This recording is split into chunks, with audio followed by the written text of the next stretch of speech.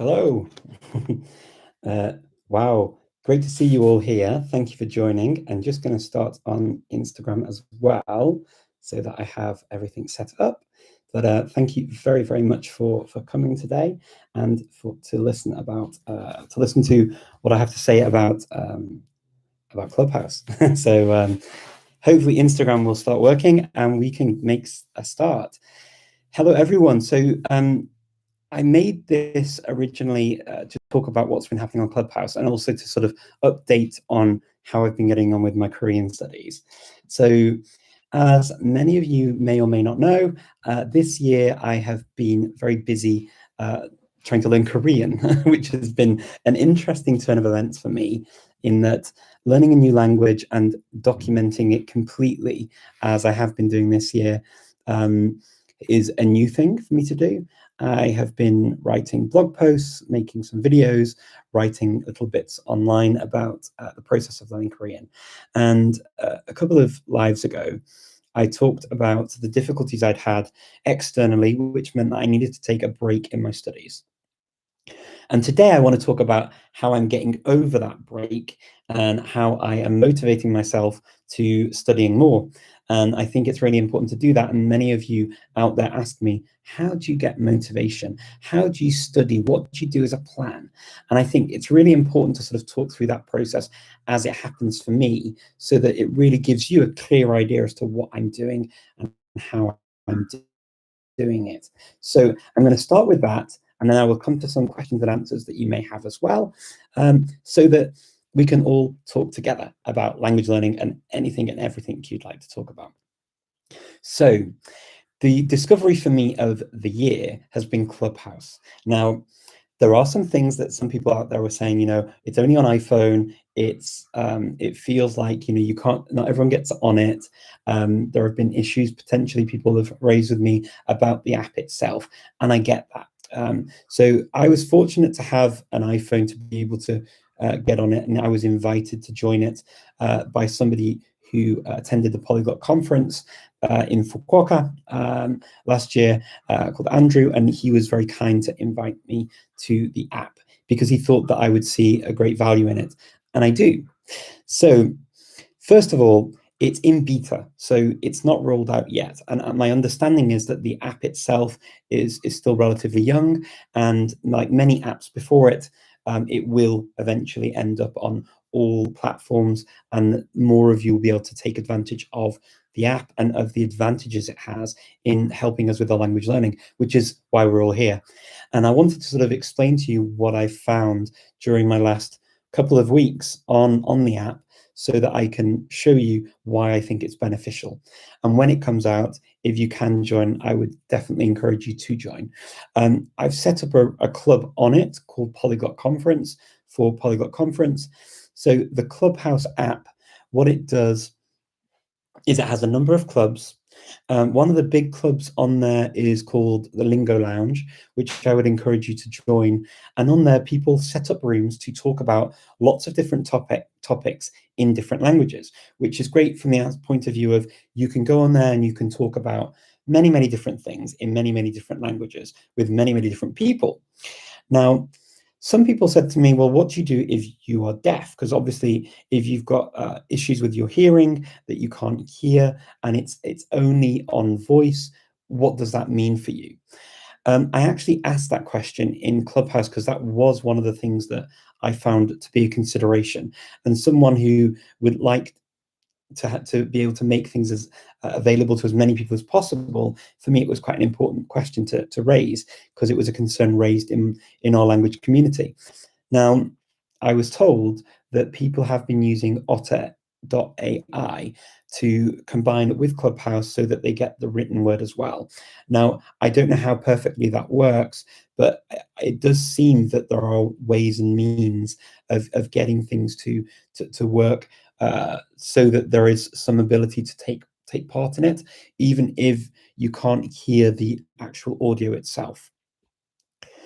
Now, I would love to hear more about your thoughts on that, and also about how that's worked, if you've used it yourself in that way, or if you've had issues with it. Please do write in the comments, let me know.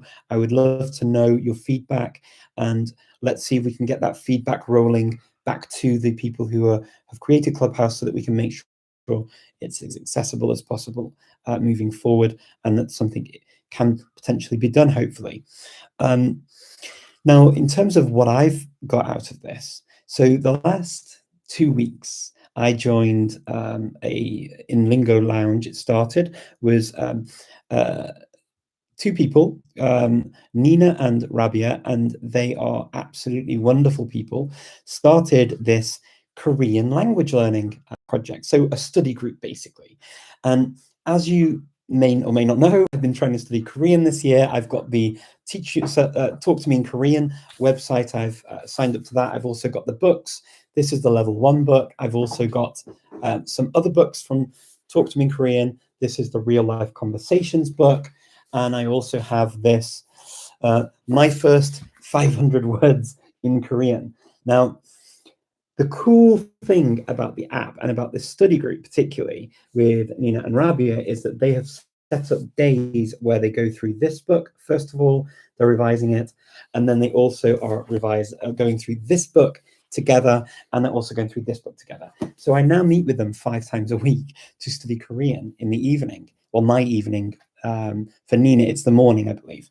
And we have a group of people, there's, I think, maybe about 9 of us. There may be a few more. We connect on the Discord, on a Discord server as well, so that we can share written things, as well as having, obviously, the really cool audio where we talk through the books together. We follow each other along in the books. We take turns in reading things out. We ask each other questions. We help each other with pronunciation questions, with issues with vocabulary. We're all at slightly different levels, so it works really, really well. We have native Korean speakers who join in the group and help as well to answer questions that we may have. And it just works in a really, really cool way, because people are interested in foreigners learning their language, but people are also who learn the language or teach the language are also really, really interested in getting involved. And so we mix all of these different platforms together, with people talking on the Discord group, people talking on the platform, on Clubhouse itself, and also we were connected now as well by Twitter and Instagram, because they are the 2 channels that Clubhouse asks you to, if you want to add to your profile. So what cool things people are doing with Clubhouse is they join, they have their profile, they set up a group or a club, they talk about it in some of the club meetings for different languages. And then what they do is they add a link in their bio on Twitter or on Instagram, and that can link to whatever they want, whether it's materials that they're going to use, a website they're going to use to study language, or it could be Google Docs. And this is what Nina has done. She links to these Google Docs, and she's got a timetable of when she's doing different things and what she's going to cover during the different study sessions, as well as the timings of the study sessions, as well as sort of what we need to look out for, and some sort of homework style things that we can do if we want to, but it's all very laid back, very nice, and very motivational.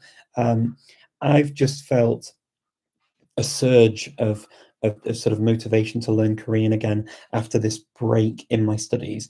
And I've got to say, this is a very new thing, and I find the use of Clubhouse for this and what it's done for my motivation and my own sort of getting back on track with Korean beyond brilliant. It's been something that I really can't praise highly enough in terms of what it's done for my own studies. And if you are on an iPhone, an iOS, or if you've got an iPad, then you may be able to join. But in the future, hopefully, it will come out for other devices too, and you will have the option to join Clubhouse and to be part of this growing community. As I say, at the moment it's still quite small, but it's growing, and I think that they're deliberately doing that so that they can also expand the team in a gradual way and expand the ability to make adjustments and changes as they're found and needed on the application itself. So I just wanted to share all of that with you because it's been an incredible journey. It's really helped get me back into things, and it's really been a cool way to study languages. So I hope that sharing that with you, it could either spark ideas for your own study on other platforms. It could be something that's mirrored and you use in other ways. But meeting together in groups, I find particularly useful, even if it's just going over things that you've done before, taking turns, listening to each other, because the key to language learning is this repetition, right? It's you hear things over and over again. You ask things, you check things, you practice things, and this is the real key to learning a language and learning it well. And so I really, really recommend doing video so that I can share all information in written form as well. So it's not just for a video audience, also for our written blog. And I will be doing that on Tuesday. So do look out for that. And I will include this as a link for anybody who comes to the blog and wants to find out more. Feel free to ask any questions you have about it or anything else you have questions about, and I'll be very, very happy to answer. So I'll see how many questions I've answered just by talking about it now. And let me just see what I can see. So welcome to everyone. Thank you so much for joining. So American English with this guy, Clubhouse invite. How does one get one? So if you've got an iPhone or something, then you can ask to join. You could feel free to sort of reach out. You only get a certain number of invitations at the moment. So I haven't got any free invitations right now, but I have invited people from the language learning community before, and I'm very happy to do so again. At the moment, if you go to you can join, there's a whole thread about it. Feel free to reach out to me and ask. I'm very happy if I have, or if anybody else has invitations there. They've been talking about it a little bit on that thread. So feel free to get in touch. Let me see. Okay, so I saw somebody asking if they thought it was going to start 50 minutes ago. I think I was exactly on time. It should have been. So let me see. Okay, so I can see lots of nice questions. ¿Qué idiomas hablas? I can see lots of questions.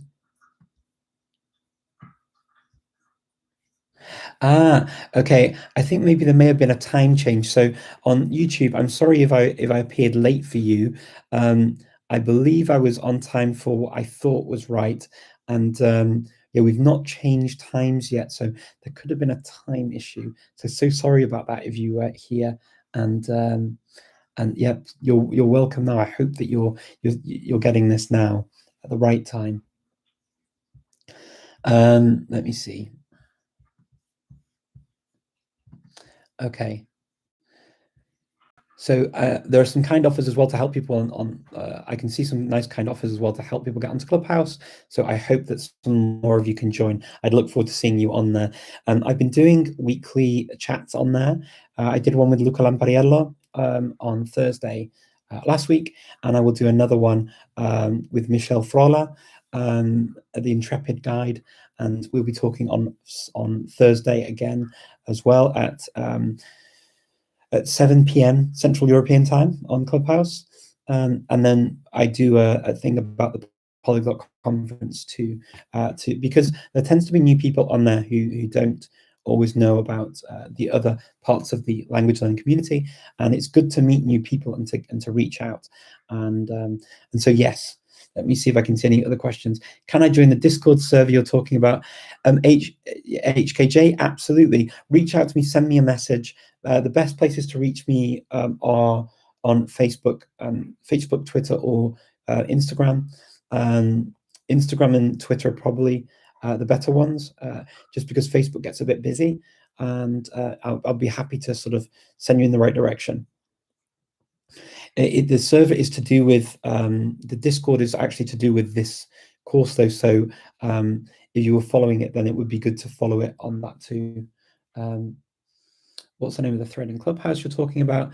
So the thread on Clubhouse, there's a Polyglot conference, Olga, the Polyglot conference group club on Clubhouse. There's also Lingo Lounge, and I believe that the Korean one is on. I can't check it now, but I can. It's got a new name. It's joined another club. But if you write to me, Olga, or I'll write it in the description on the video after the live, I'll write where the club is on Clubhouse for Korean, okay, so that you can see. I would definitely advise that if you're able to join, I would say come and see how it works, but it's really, really good. Mr. Richard, please describe the benefits of second language learning to the first, second, third, etc. foreign language or languages. Okay, so the benefits of learning a language are that you can communicate with more people in their own way. You also get to see different points of view on history, things that have happened. You learn what's important to a different culture, because the culture and things that people discuss mostly in their language are in their language, because I find that when people switch to another language, they may talk about the similar subjects, but I think that you get a feeling of what's important when you interact with the community in their own language, because you hear certain topics coming up again and again and again and again and again. The other thing is, just for your brain, it's good for your neuroplasticity to speak another language. So there's a lot of benefit in doing it for that. It helps you to consider things from different points of view, and also for you to consider different ways of coming about the same thing. So yeah, there are a number of good reasons to learn language. It also gives you a good appreciation as well for your own language, because if you speak another language, you get to see how a different grammar will work. And then it also helps you to make the comparison to your own language to see how that works. And sometimes there are shared words, vocabulary, etymology that you will find interesting in the new language and with your own. So yes, absolutely, lots and lots of reasons to learn a language. And then obviously there are other benefits, potentially if you want to move or live or travel or work or whatever you want to do in another language, there are other benefits too, clearly. But yeah, I hope that helps. Aquarian Christianity, I hope that answers your question. Okay, if you've learned the language well for a long time ago, do you find you need to maintain it the way you maintain a language you've learned more recently? Depends which language it is, SWP. So sometimes yes, sometimes no. If it's a brand new language that is completely different, so for example, a language like Korean for me, I find that if I don't maintain it, I don't carry on now, I slip very quickly. If it's a language that is similar to ones I already know, then I think that I can maintain the level fairly easily without making a big effort. So it really depends on the language and how close it is to the languages I already speak. That's the big thing. But otherwise, if all things are equal, not really. I think it's a similar issue. Although obviously, if it's a language that's very far away from anything you've learned, you feel that you've almost gone back to zero after a certain amount of time. If you only got to a kind of a basic level in the language, and it's very different. So let me just see if there are any questions here on Instagram that I can see. It's important to listen to podcasts. Is it important to listen to podcasts when you're learning a language, or do you prefer reading? I think both things are good to do. So reading and listening to the language, doing as many, all of the skills that we talk about when you're learning a language, reading, writing, listening, speaking, are all important, because they're active and passive ways to keep repeating the language over and over again, and to get that practice in speaking it so that you can produce the language in a faithful way, and also in an automatic way, so that it feels natural, so that it feels that you're gaining fluency in your ability to reproduce the language and speak the language, and also, of course, understand the language. So let me see. What advice would you have for when someone tries to speak native language, but the target language? Oh, yeah. So if somebody speaks to you, say, like for me as a native English speaker, sometimes you go away and people, or even for people who have other languages, but they speak English to this sort of native or mother tongue or L1 level, then what happens if they reply to you in English instead of the language you're trying to learn? Yeah, that happens a lot, especially with English particularly. And the key thing that I do, and I went through this in the Netherlands when I first moved there. So I lived in the Netherlands for 2 years. The first 6 months, obviously, I didn't have all of the vocabulary I needed to be able to express everything I wanted to say. So I would get to a word and then I would say, hoe zeg je dat in het Engels? How do you say that in English? And then the person would then naturally just change into English. And, my brain was thinking, well, just because I asked you a word does not mean I've forgotten all of the Dutch that I said before that. I still speak the same Dutch that I spoke before. It's just I didn't know that one word. I need to learn it. So what I found was useful was I would say to this in Dutch to people, thank you for speaking English to try and make it easier for me. I really appreciate it. For the time being, I'm living in the Netherlands. I really, really love the country and I really love speaking the language. And I get so many letters in Dutch. And at work, I have to use it a lot too. And if you can help me improve by letting me practice my Dutch with you, just speaking in Dutch, that would be great because that will really help me to continue speaking. And if there are any words I don't know, I'll ask you in English if that's okay, and you tell me in Dutch, and we can just carry on in Dutch. And I found that most people were fine doing that. I think in my life I've used that sort of technique many times. It comes from a place of positivity and it empowers the person, and you also acknowledge that they were trying to do something nice by making your life easier, which is often where that is coming from. It's not coming from you're rubbish at my language, so I'm going to speak to you in English. It's often coming from a place of, I'm trying to help you. And I recognize you're not from here and that you're learning my language, but I want to make your life easier and I want to make it happen so that you get the information more quickly. And so if you acknowledge that help, thank them, and then explain your situation in a nice, sort of calm, nice manner, people often are fairly nice about it and speak to you in the language. So if you're in the country, okay, if you're not in the country, let's say you're both in the United Kingdom or Australia or the United States or somewhere, and you're speaking the local language to that area. So whether that's Spanish, whether it's Welsh or English or another language in any of those countries, and the person would, for example, someone comes to your country to speak the language and you want to practice their language. Say a Spanish speaker arrives in Wales. That Spanish speaker wants to learn Welsh and you're a Welsh speaker and you want to practice your Spanish. Well, they're in your country. And so it's the polite thing to do, I think, and the sort of the kind thing to do is allow that person to speak the language. And then if you want to come to an agreement, if you become friends, to have a language exchange, then that might work. But I always think that it can feel a bit rude to assume. So if somebody's in my country and they've come and they want to practice their English, I'm not going to just start speaking to them in French or Spanish or German, even if I feel that my level is higher than theirs in their language than their level in mine. Just because I sort of sympathize with that. So as somebody who's lived in different countries and wanted to practice the local language as opposed to speaking my own.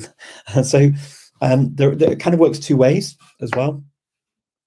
So yes, that's kind of how I deal with all of that stuff.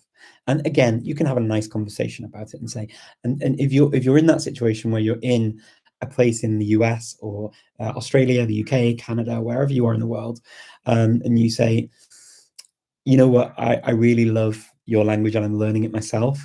I'm happy to help you with learning my language. If you'd have time to meet for a coffee and you'd like to do a regular language exchange with me, that would be lovely, and I'd really like to do that. And then you can maybe do something like that. And then when you see them just in normal circumstances, you allow them to speak and practice your language with you, if that makes sense. So that's kind of how I go about it. That's my etiquette for language speaking and sort of being fair to everyone. I'm very much into this sort of being fair with language learning. I know what it's like too much. Okay. Yeah, daylight saving times in the US, it's obviously affected where I am with this live. I totally forgot about it. Okay, so we will be on the same sort of time difference again in a couple of weeks, I believe. It happens, there's this 2-week or so gap between the parts of the world. It's important for you to listen to podcasts. Yes, I think I saw that one. Let me see. Okay. Thank you all for joining, by the way. I really appreciate it. Let me see if I've got any more questions here.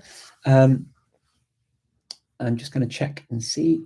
So SWP, okay. If you learnt a language, okay. Very welcome. Let me see. Oops, sorry, I'm just going backwards and forwards here. What's your favorite way to maintain a language if you don't have access to the internet for a time? If I don't have access to the internet, that's a good question. I would say probably if you have books or something, if you don't have the internet. I can't even imagine life without the internet anymore. Is that sad? It's a bit sad, isn't it? But yeah, probably books or something like that, I would say. Var det svårt för dig att lära dig det norska begreppet lagom då du lärde dig svenska?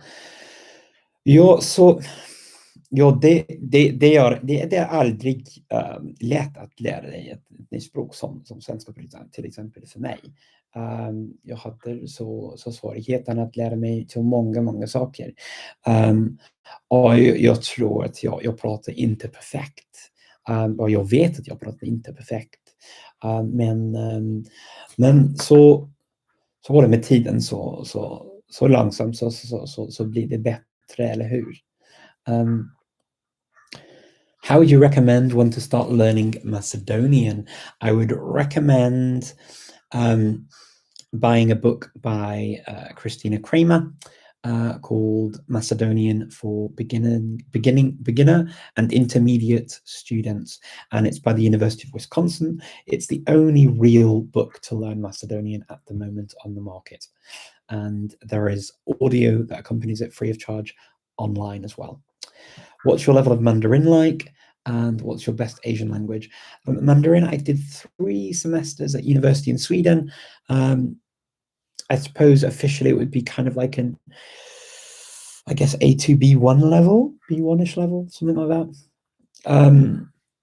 Difficult to say how well I speak it now. I don't really use it very much. Is that, I mean, it depends what you mean by Asian languages. So Turkish is probably my best Asian language. If you're talking about the on the continent of Asia. If you're talking about Southeast Asia, then yeah, my Mandarin is passable, I'd say, but not amazing at all. Far from it. I do plan to go to Brazil, and Brazilians don't speak much English, so do I have an advantage on it? You do indeed, acquiring Christianity, you do indeed. In Brazil, it's a wonderful place, and the people are so nice and welcoming. So I hope you enjoy your trip. Thoughts on bringing back Latin and ancient Greek? Wow, bringing back Latin and ancient Greek. There are people who speak Latin. They call it like living Latin. You sort of you speak it in these groups, and there's an entire set of colleges actually that teach Latin as a spoken language as well. So that does exist. For ancient Greek, I'm sure there'll probably be something like that too. I've never come across it, but I'm sure there are. And bringing them back, well, I think they're as back as they're going to be, to be honest with you, because those languages really developed into other things and changed, kind of like Old English and stuff. But there are people who like to speak, and I'm sure that there are groups out there from many languages like that. Så Zarko, okej. Jag pratar inte perfekt heller. Så långt, ja, bara lugnt. Och så är det, Olga. Ja, tack. Jag ska ta det lugnt. Jag tar det lugnt själv. Hi, Richard. Would you approach learning classical languages such as Sanskrit or Hebrew like any other alive language, or would you do something different? I think there are different materials available for classical languages or older languages, and I would say that it's really interesting. If you see any memes about this, you sort of they'll use like I did Old Icelandic at university for a year, and we studied the sagas. We didn't study it as a language that you'd speak. We studied the sagas, and we translated backwards and forwards from Old Icelandic into English and back into Old Icelandic again. And type of vocabulary we would use would be things like, and then it was summer and they traveled west to Iceland, and then it was winter and they traveled east to Norway, and it was always that kind of sort of saga-like vocabulary that you would use. Somebody died and somebody did this and somebody did that and somebody married this person or did this thing. It was all about the relationships and things and the kinds of battles they got into and stuff. So I would say probably just because of the types of things that you read in those languages, and that's often why you're learning these things, right, is to enjoy a view of the past. So I'd say that it would be different just because of that, and also you wouldn't necessarily get to speak them in the same way as sort of a language like French or modern Icelandic or Hindi or Urdu or other languages that have been influenced by, like, say, Sanskrit or Old Norse or Gothic or whatever else you want to learn, or Latin. Okay, let me see. I've been trying to learn Polish in my life. I think the best way I can learn is go to the Polyglot conference in October in Poland. Polyglot conference isn't actually going to be in Poland in October. I think you may be thinking of the Polyglot Gathering, which is a wonderful event, Irene. And yeah, learning Polish is a really fruitful thing to do. It's a lovely language, and I heartily recommend a lovely person called Piotr, and he has a podcast called if you put Piotr Polish podcast, I'm trying to think of what the name is now, and I can't think of it off the top of my head. I'm so sorry, but I will try and find it and actually put a link on the YouTube video so that you can find the link as well, because I've mentioned it, so I'll remember to do that too. But yeah, that would be a thing I'd do. And the Polyglot Gathering takes place in May or June, I believe. The conference is going to be in October. You're exactly right about the Polyglot conference being October, and we will have an online, so a global event in our live environment at polyglotconference.com. You can see live environment, and also the forum where you can meet up with other people there too. But also we don't know what's happening with Mexico and with vaccinations and stuff like that, so we'll see how that goes. But the next conference will take place in Cholula, Mexico, which I imagine would be quite close for you if you're in the US. Richard, please talk also about learning one foreign language helps you learning a second and third. You answered the question fine. Previously, yes. I look forward to in Brazil. Yes, you're very welcome. Well, so learning one language helps you learn another just because if you learn languages, particularly languages from a similar family, you get additional vocabulary. So let me give you an example. When I learned Portuguese at university, I already spoke Spanish fairly well, and one of the first words you learn in Portuguese is where I live, which is moro. Morar is the Portuguese verb to say I live. In Brazil, they tend to say more vivo, viver, is for to live instead of morar. Morar is more European Portuguese, I believe, and that's the Portuguese I learned at university. Now, I didn't know that word in Spanish. I'd never heard it in Spanish. I hadn't read the poetry or anything like that it would appear in. But what I found is that the word morar, it actually exists as morar in Spanish as well. And it gave me an extra vocab word in Spanish of kind of a higher level. And in Spanish, it's kind of the idea of to dwell. And so I learned this word because I was learning Portuguese. So that's just one example of many that I could give you as to how learning a new language helps you with the ones that you already speak. Let me see. Are there any things you prefer to do in certain languages rather than others? Good question. I don't know, actually. I don't know if there are things I prefer to do in some languages over others. I tend to just like all of my languages for many different things. I'd have to think about that a little bit longer, actually, but I don't know. I don't know if there's anything like that. I can't think of anything at the moment. How long does it take to have basic communication in a language that we're learning? So it depends on the language. I hate to say things like this, but it does. It depends on the language. It depends on how close it is to the language you already speak. So if you speak Portuguese, learning Spanish to a basic level would be very, very quick because it's got a lot of things in common. Learning Chinese to a basic level would take much longer, or learning Japanese, or learning, depends on the language you're learning. And it depends how long during the day you're spending and how many days a week you're spending studying the language too. Because if you're only doing like maybe 2 hours a week and you're taking on a language like Korean or Japanese or Chinese or whatever, then it will take longer periods of time than say Spanish. It's just the maths of the language learning process, and also just how much more you have to pay attention to new vocabulary and new ways of expressing the ideas that you want to express in the language, right? So it would definitely depend on a lot of factors. But anything between a month or even 2 weeks a month for a language that's very, very similar, to a year to feel that you've got to even a basic level, or maybe even take longer. It depends. It depends what you're doing. So, Brodo, what's your ethnic background?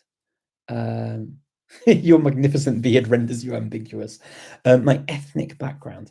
So I am Welsh English, and so half my family's originally from Wales, and the other half of my family is originally from England, and so that's my mix. And they, in terms of ethnicity, in terms of skin color as well, it's kind of mixed, because people on the Welsh side tended to be quite dark, and on the English side quite white, light coloured skin, fair skin. I have the more English on that side of my family, the white English side of my family's skin color, as opposed to the darker Welsh pigmentation of that side of my family. So yes, I hope that answers your question. But yeah, I'm British, English, Welsh, Welsh, English, English, Welsh, whichever way you want to say it, it's fine. I'm not offended by anything. So, okay, Mr. Real Polish, thank you, John. Real Polish, Piotr is amazing. I love Real Polish. Thank you for saying that. So the Polish podcast is Real Polish, and it's brilliant. Piotr is amazing. His voice is so nice to listen to, and he explains things very well. Do you have a video speaking about teaching languages to your child? Is there any material that you could recommend for teaching children? No,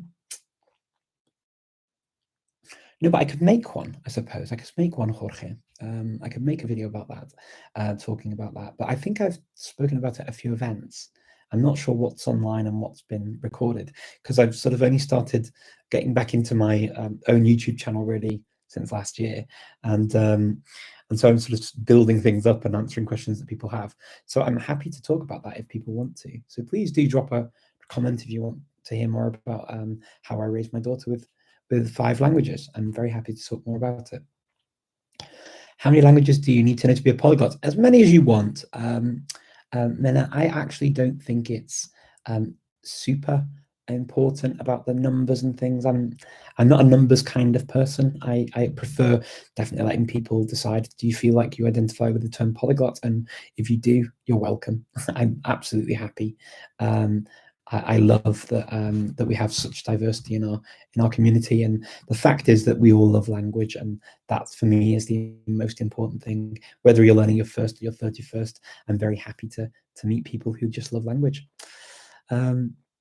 Please, can you comment on TPPS classes?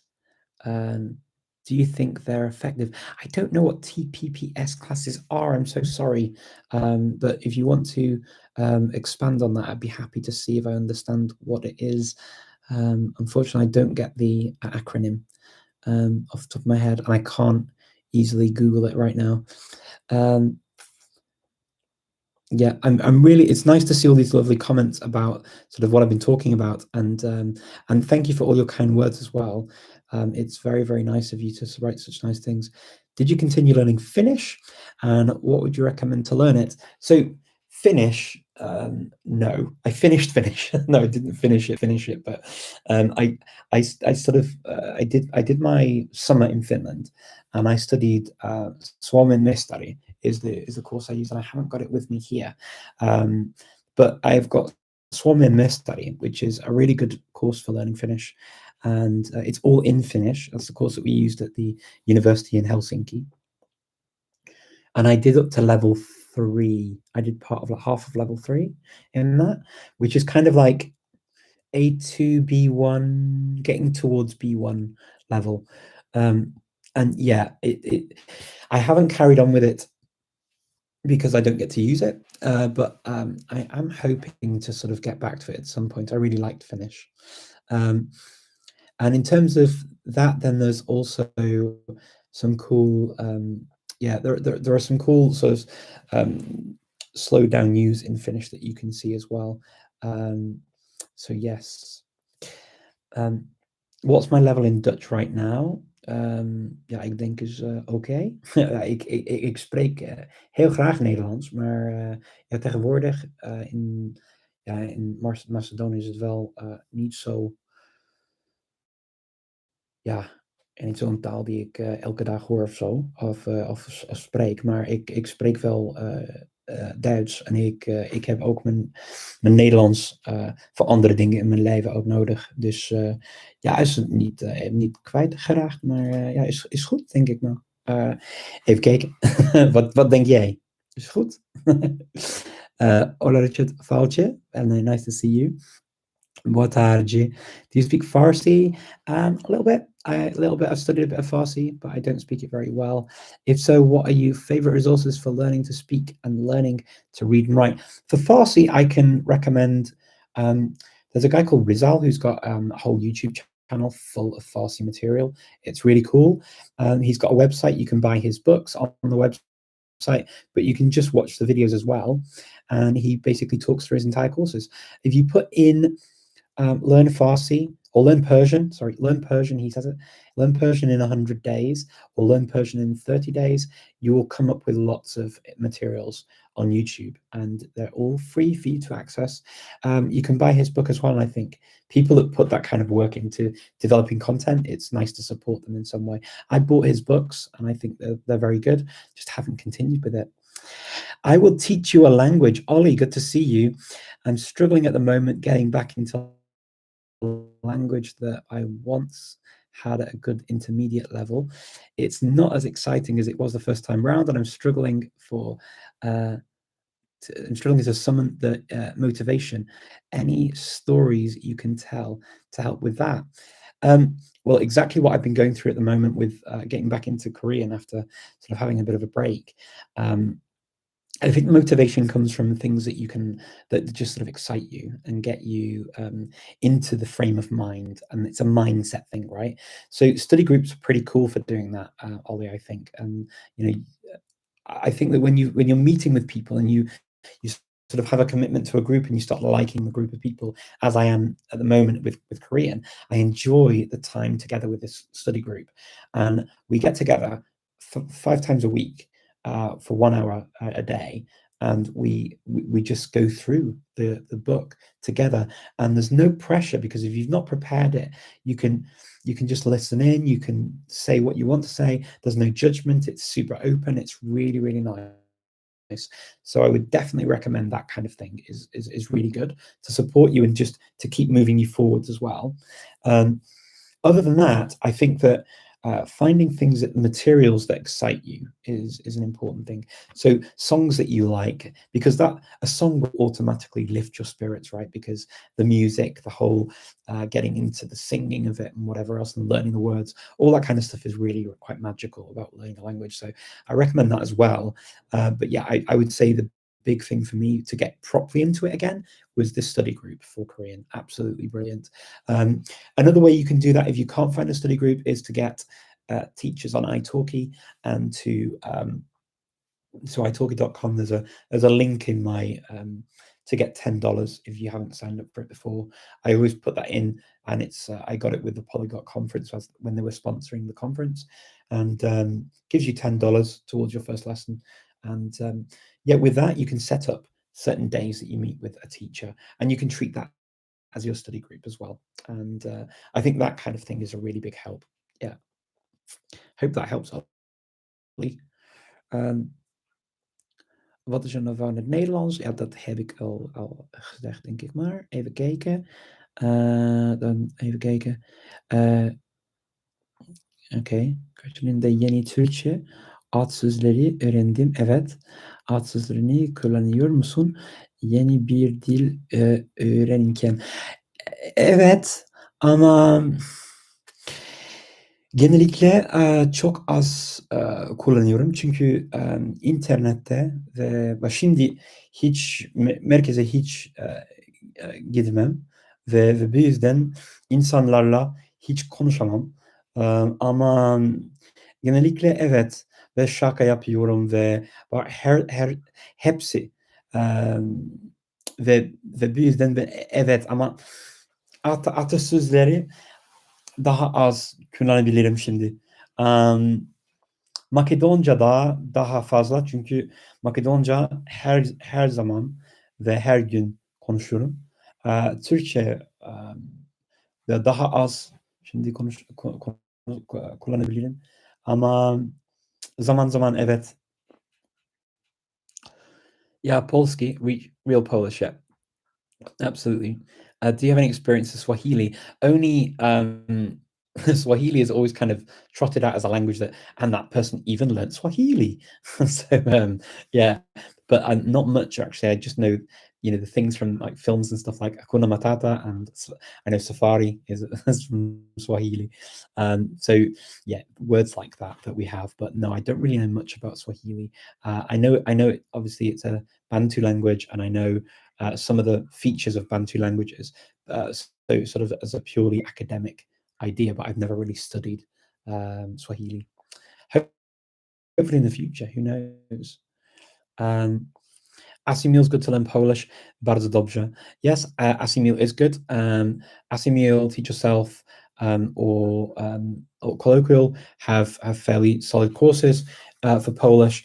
Also, there's a really cool book, actually, Polish in 4 weeks, I used for Polish as well, and that's something you can buy in Poland, and it's pretty practical with conversations and stuff. I found that pretty useful. Polski Daily is another good site, apparently. Okay, thank you for that. The Future is Bilingual. The Future is Bilingual actually talks to, I know you in real life, well, in real life from the conference last year, and the Future is Bilingual actually uses Polish at home to talk to their child. Have a look. Good. Okay.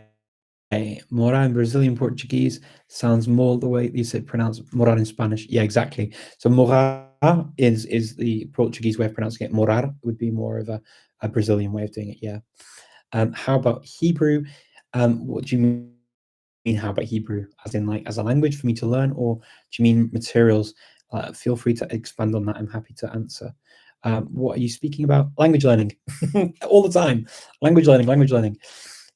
How much writing do you do as part of your learning Korean? A fair amount, actually.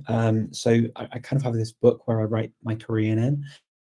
At the moment, I'm trying to focus a lot more on actually producing some Korean, because I've had this break, and I want to really get things in my head, because sometimes when you write things down, it's good for practicing the script, it's good for practicing recognizing things, but it can be a nightmare for trying to keep things in your head, because sometimes when you write, you almost give your brain permission to forget what you've written, and you then just think about that. So that's what I would say is, yes, I've used it a lot, but now I'm focusing on, I want to read and reproduce the language myself.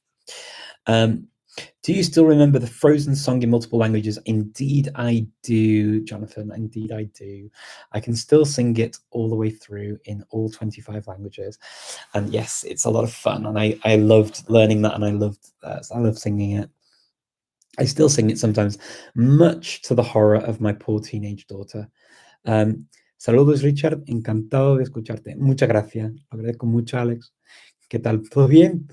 Hola, ¿cuál es tu opinión sobre empezar a aprender 2 idiomas al mismo tiempo? ¿Es posible? Sí. A ver, no hay que esperar para empezar con 2 idiomas, se puede hacer los 2 idiomas a la vez, pero lo que tienes que hacer también es tener en cuenta es que aprender 2 idiomas quiere decir que vas a tener la mitad del tiempo para los 2 idiomas. Entonces, no vas a tener el mismo tiempo para concentrarte, para pensar en 2 idiomas a la vez, ¿no? Porque solo se puede pensar o hacer una cosa en un idioma a la vez. Pero sí se puede. Y yo he estudiado varias veces en mi vida, he estudiado más que un idioma, 2, 3, 4 a la vez. Y funciona bastante bien. Solo depende de la situación y tus metas también en el idioma. Si quieres aprender un idioma hasta un cierto nivel, sí que funciona bastante bien, pero tienes que tener en cuenta también hasta qué nivel vas a aprender el idioma. Y eso es la única cosa. Y a veces sí que pues, se puede mezclar los idiomas dependiendo de los idiomas que estás aprendiendo. Pero hay que tenerlo también en cuenta si se puede dejar un idioma al lado si te pasa demasiado. Es normal que se mezcla un poco, pero también se puede dejar un idioma al lado una vez y volver a aprenderlo. Okay. Oh, total physical response storytelling. Thank you for that explanation. The future is bilingual. Yes, I think it's very important to bring as much life to language learning as possible. So that means making it memorable. I'm guessing that's what you mean. And yes, I think it's extremely important. So yes, absolutely. What tool would you recommend for me to learn Japanese? I used Genki at university in Sweden, but I think Japanese from zero is pretty good. A lot of people have used that and they've gotten quite well with it. Genki can be a little bit hard going sometimes, especially because it's all in Japanese. But it's a fairly solid book. It takes you through a lot of the stuff that you need to know. But my Japanese isn't very good at all for me to make huge recommendations. But yeah, they're the ones that I've used. Did you learn Persian? Okay, I think I've answered that question. Okay. And do I know something about the structure of Finnish? Yeah, I studied Finnish for 3 or 4 months, and studied at the University of Helsinki for 2 months. And so I did the 3 levels of 3. Well, I started level 3, course 3 in Suomen Meistari. So yeah, I know something of the structure of Finnish. I'm not particularly good at Finnish anymore, but yes, I have. Okay, I'm going to see if I can ask any more questions here on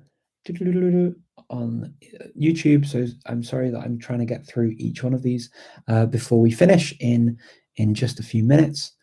Let me see. You're very, very welcome. Thank you very much for being kind about kind to me about the this. I'm glad you're enjoying it. What languages do you think are most useful to learn in 2021? Lucas, the most important languages to learn are the ones that are most important to you in your life. So the ones that are important in your community, in your private life, in your family, connection to it, because it's a heritage language, or whether it's a language that you need for whatever you need it. So there isn't a definite list of what the most important languages are, in my opinion. I think it really depends on you, and it depends on what you're going to use them for, and how much, and where you're, what for you is important. Is it for making money? Is it economic? Is it for finding work? Is it for travel? Is it for linking back to your past and to your ancestors? Is it for family reasons, friends that you've met. So it really depends on you. Have you ever thought of making a video series teaching one of your languages, something like with a DVD videos and book? I'd buy that. Thank you, SWB. I think that's very kind of you. Simcot teaches you German from A2 to C1, etc. Potentially. Yeah, I mean, I'm not completely against the idea of doing something like that, and it's nice to know that you'd find that useful. I always think that the market is pretty saturated, but with things like that. But I would definitely not exclude that as an idea, and maybe in the future I'll consider something like that. Yeah, absolutely. Thank you for your encouragement. Mera, what languages do you think are the most difficult to learn in the world? It depends on which language you speak as a first language or as languages you speak well. So for me personally, I found Georgian to be quite difficult. I'm not going to say Georgian is the most difficult language in the world, because if your first languages are a related language, obviously it's not going to be as difficult. There are some people that think that their language is the most difficult language in the world, but I don't believe that there is one language that is the most difficult. It depends on which language you speak or which languages you speak already. Teaching a child video would be great. I'll look into doing that then, Craig. Thank you. Richard, have you noticed any connections between learning languages and learning music? Yeah, actually, and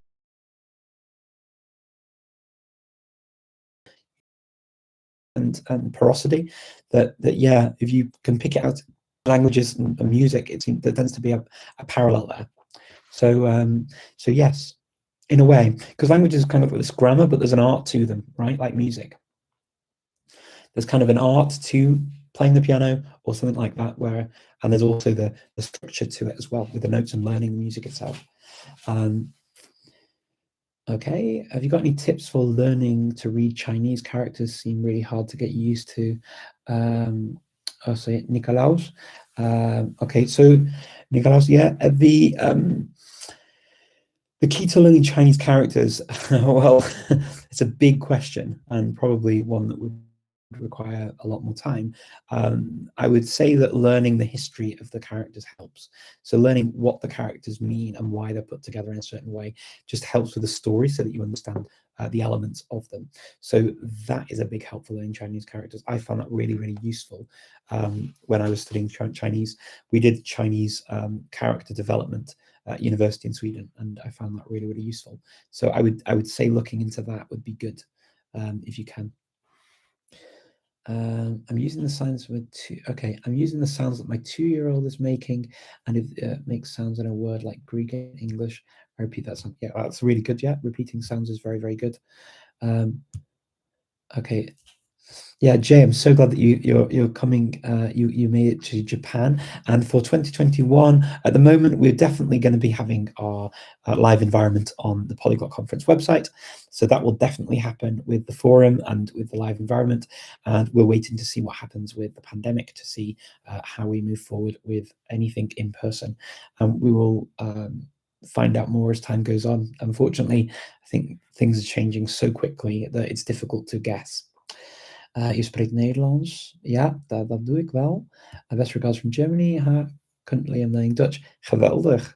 Ja, wat mooi zeg. For example, we're going to say apple in English. Yes, okay, that's cool. Do I speak Latin? No, I don't speak Latin. I've studied some Latin, but I don't speak it. Maybe in the future, who knows?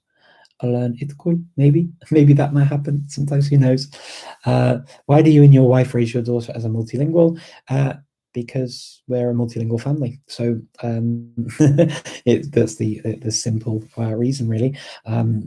I find that if you speak English, and if you speak English as a language, like whether it's a first language or to that kind of level, then speaking German and French actually helps to improve your English, because we get a lot of words and a lot of things from those two languages, or from those two language groups, and so it sort of helps to improve your vocabulary and improve your appreciation for where things came from and how things have changed. And so I recommend learning English with for English speakers. I recommend learning French and German, particularly because I think that they're really, really useful for getting a better understanding of English and how it works. So yes, absolutely, that's why those languages. And Spanish, because Spanish. So it's also a language with shared vocabulary with French. So for that reason, she has those 5 languages, and yeah, it's as simple as just speaking to her in the languages. So it doesn't really cost us anything to do. Thank you all so much for all of your questions. I will be back again next week to answer more. And until then, take care and enjoy the rest of your week. Bye, everyone.